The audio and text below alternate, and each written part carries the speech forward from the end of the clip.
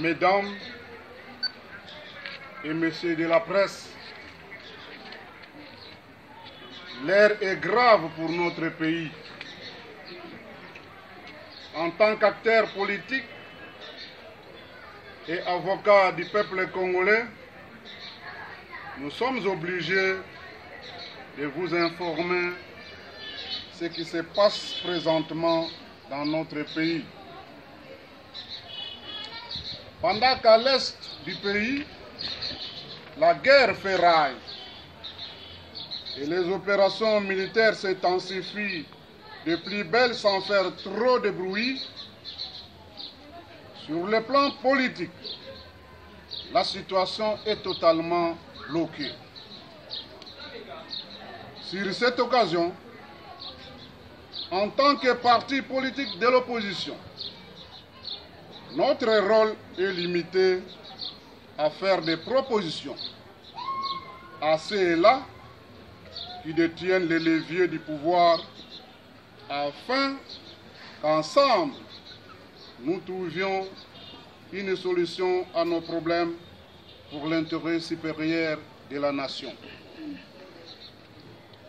Pour votre mémoire, en date du 15 au 16 mars 2019, nous avons vécu des manifestations violentes dans quelques provinces du pays et plus particulièrement dans la ville-province de Kinshasa. Celles-ci ont causé des dégâts matériels, voire la perte en vies humaines, qui méritent une enquête approfondie pour identifier les auteurs de ce crime et les traduire en justice. On se le dise, ces manifestations ont été organisées par l'UDPS, membre de la plateforme Cash, parti au pouvoir dont l'autorité morale est M. Félix Tshisekedi, président de la République désigné par M. Joseph Kabila, autorité morale du FCC. Des plateformes dans une coalition gouvernementale telle que confirmée dans les communiqués conjoints signés par les cadres de ces deux plateformes. En effet, ces manifestations ont été provoquées suite à la tenue des élections sénatoriales auxquelles l'UDPS n'a obtenu aucun sénateur dans l'ensemble des provinces de notre pays. Ainsi, la base de l'UDPS a compris que 1. S'il y a eu échec, c'est parce que ces députés provinciaux ont été corrompus. 2.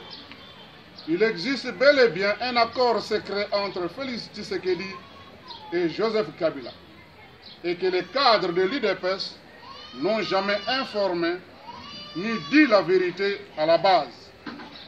C'est cet accord qui a donc empêché l'UDPS de lire ses sénateurs. Pour tout dire, ces deux points ont constitué les revendications de la base de l'UDPS lors des manifestations de 2 jours. La base de l'UDPS a rejeté l'accord de coalition signé entre le FCC et les Cash et a pourchassé ses propres cadres accusés de corruption jusqu'à leur interdire de ne plus mettre pied au siège du parti. Elle a même exigé à Félix Tshisekedi, en tant que président de la République, de renoncer à l'accord secret avec Joseph Kabila et d'annuler les élections des sénateurs et gouverneurs. Ce sont ces manifestations qui ont poussé Félix Tshisekedi à convoquer une réunion interinstitutionnelle qui n'a pas raison d'être depuis son avènement au sommet de l'État. Dans cette réunion, les FCC qui revendiquent la majorité parlementaire étaient présents. Et ensemble, ils ont dégagé une décision commune de suspendre les élections des sénateurs et de reporter signe die les élections des gouverneurs. Le procureur général de la République, présent à cette réunion, a été chargé d'enquêter sur les soupçons de la corruption en vue de traduire en justice les auteurs de ces actes. De plus, la population congolaise en général et la base de l'UDPS en particulier, qui a projeté ces manifestations, était satisfaite de cette décision courageuse. C'est suite à cette décision que d'autres manifestations proclamées par la base de l'UDPS ont été annulées. Toutefois, la base de l'UDPS a promis de rester prudente et vigilante quant à l'évolution des événements et voir si le président de la République va céder sur pression de Joseph Kabila et de sa famille politique pour annuler cette décision. Aussitôt a pris cette décision de suspendre les élections des sénateurs et reporter signe die les élections des gouverneurs. Le FCC s'est réuni en urgence. Dans cette réunion, il accuse Félix Tshisekedi d'instrumentaliser sa base dans l'objectif de renoncer à l'accord secret pris avec leur autorité morale, Joseph Kabila. Ainsi, mal digéré par le FCC, le comportement de Félix Tshisekedi de prendre une telle décision et accusé de nouveau de vouloir bloquer les institutions en voie d'être installées. Le FCC a décidé de rejeter cette décision et a jugé bon d'intensifier la pression sur Félix Tshisekedi de nommer le Premier ministre dont le dossier lui déjà été déposé.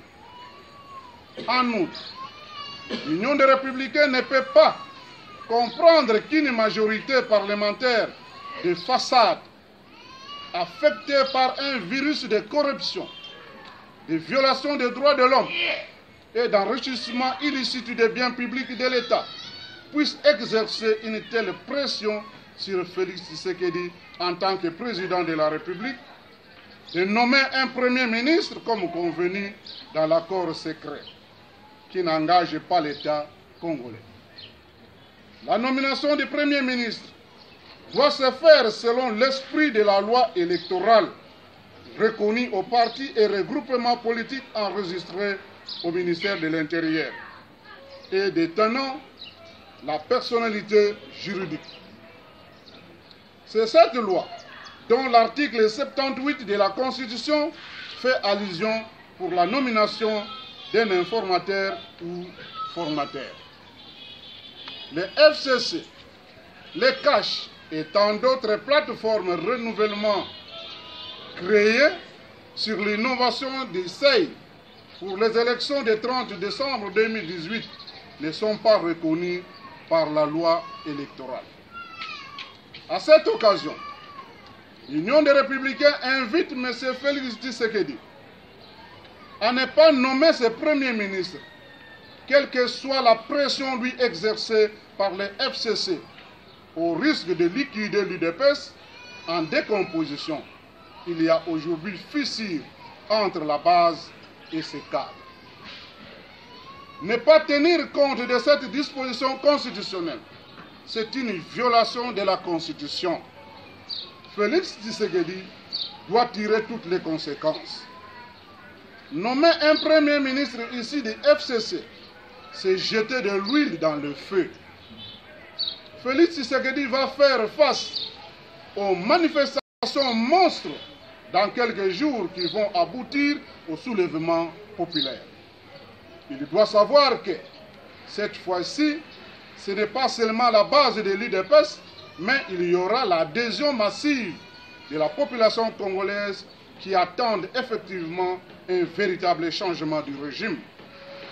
en place afin de se débarrasser de Joseph Kabila et de sa famille politique FCC, accusés de tout le maux et menacent même votre sécurité physique. Ces manifestations risquent de vous emporter tout autant et de vous faire retourner en exil.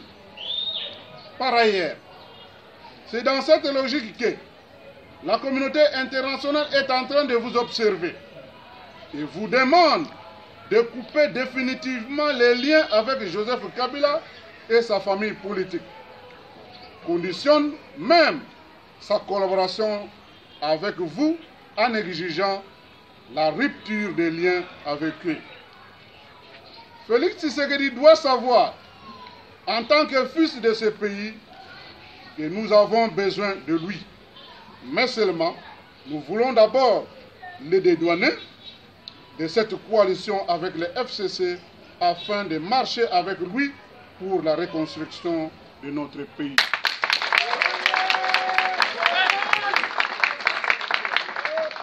À ce propos, l'Union des Républicains invite le peuple congolais à être debout et à demeurer vigilant, à rester à l'écoute de ces leaders qui prônent le vrai changement.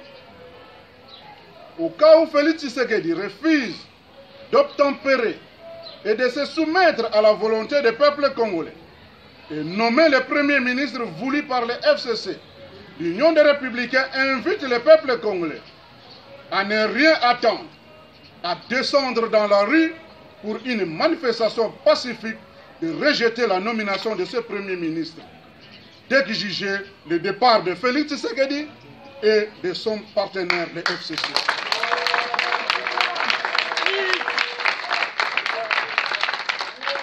Mesdames et messieurs de la presse, ensemble avec vous, nous avons suivi la décision prise par le président de la République au cours de la réunion interinstitutionnelle de suspendre les élections des sénateurs et de reporter signé-dieu les élections du gouverneur. Pas plus tard que le vendredi 22 mars 2019, l'opinion nationale et internationale était surprise d'entendre M. Nanga fixer la tenue des élections de gouverneur au 10 avril 2019. La question que l'Union des Républicains se pose est de savoir comment expliquer que M. Nanga s'est imposé unilatéralement pour annuler la décision du président de la République prise lors de la réunion à laquelle lui-même Nanga, comme président de la CENI, a pris part. Alors où est passé le porte-parole du président de la République pour informer l'opinion de ce qui se passe entre la présidence et Nanga. Cet acte prouve que Nanga a reçu l'ordre de son ancien patron, Joseph Kabila, autorité morale du FCC. Cet acte vient de confirmer qu'en République démocratique du Congo, nous avons deux présidents de la République, dont l'un est officiel et l'autre officieux. Cet acte montre qu'il y a effectivement dysfonctionnement au sommet de l'État et dans toutes les institutions de la République. On voit tantôt, c'est Félix Tshisekedi qui prend les décisions, tantôt c'est le FCC, tantôt encore c'est Nanga, tantôt enfin c'est Olengankoy au nom de Sensa. Alors que depuis l'avènement du nouveau président de la République, ces institutions n'ont plus raison d'être. Ou alors, en quoi ont servi les élections du 30 décembre 2018? Sur ce, l'Union des Républicains lance de nouveau un appel à M. Félix Tshisekedi, étant donné que toutes les parties prenantes au conflit sont d'accord pour la tenue du dialogue. Il ne reste qu'à lui, seul, en tant que président de la République, l'occasion lui est donnée, à travers une déclaration politique le plus tôt que possible, de fixer l'opinion nationale et internationale à ce sujet pour mettre fin à la confusion qui règne au sommet de l'État et au dysfonctionnement observé au sein des institutions dans lesquels il se trouve en difficulté de fonctionner. Au demeurant, l'Union des Républicains félicite M. Félix Tshisekedi pour la nomination du coordinateur des mécanismes de suivi de l'accord cadre d'Addis Abeba, qui constitue son adhésion à ce traité ou accord international. Ainsi, le moment est venu pour que cet accord soit appliqué en vue de sauver notre pays de cette situation chaotique dans laquelle il se trouve. Je vous remercie. Acclamons. Très fort.